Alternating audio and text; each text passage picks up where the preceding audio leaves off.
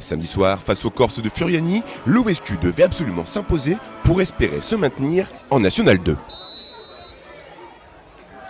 D'ailleurs, ça démarre plutôt bien pour Saint-Quentin qui va trouver rapidement le chemin défilé grâce à un but de Stevens à la 26e minute, 1-0 pour l'OSQ.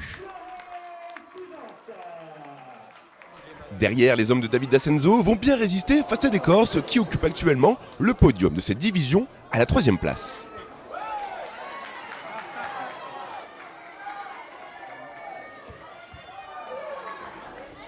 À la pause, ce sont les Olympiens qui mènent toujours les débats, 1-0.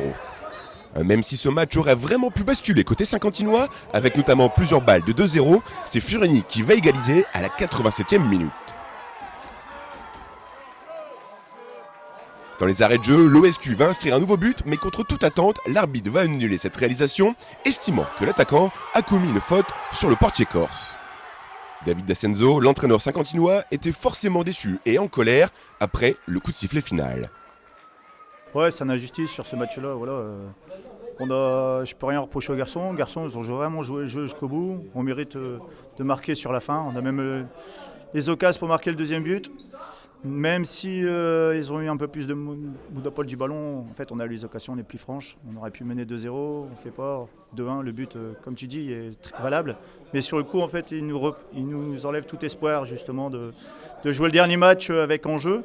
Et puis derrière, en plus, on prend 2 rouges par frustration, alors que s'il accorde ce but qui est valable, parce que tu le dis sur la vidéo, tu ne prends pas les 2 rouges derrière. Donc voilà, c'est des décisions qui coûtent très cher sur les derniers matchs en fait. Et puis sur la suite du début de saison. Et voilà, je suis très déçu de l'arbitrage aujourd'hui. Des fois, il faut le dire. Ils ont du mal à communiquer, ils sont humains comme nous, j'ai de la colère envers eux aujourd'hui. Souvent je les défends, mais aujourd'hui je ne peux pas les défendre. Voilà, il y a eu des décisions qui ont été très surprenantes de leur part. Et puis l'entraîneur en face, il a le droit de parler avec lui, nous on n'a pas le droit de parler. Voilà, il avait choisi son camp. Voilà, faut le dire par moment, l'arbitre, il a choisi son camp aujourd'hui. Voilà, il était corse. On va descendre aujourd'hui parce qu'on n'a pas gagné, c'est pas aujourd'hui qu'on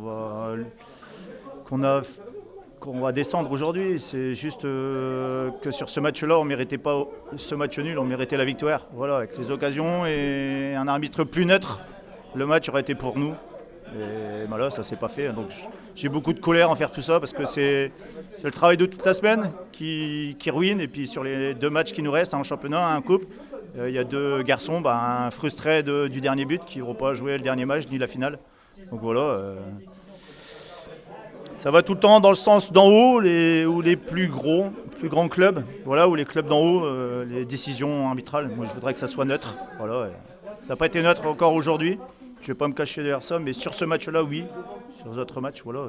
Après, je suis fier des garçons qui ont joué jusqu'au bout, avec beaucoup d'envie, beaucoup de générosité. Ils auraient mérité les 3 points et la victoire aujourd'hui sur ce match. Avec ce revers, l'Olympique de Saint-Quentin est officiellement relégué à l'étage inférieur la saison prochaine, mais aura à cœur de bien terminer le week-end prochain en déplacement à Bourg-Péronas, leader actuel de National 2.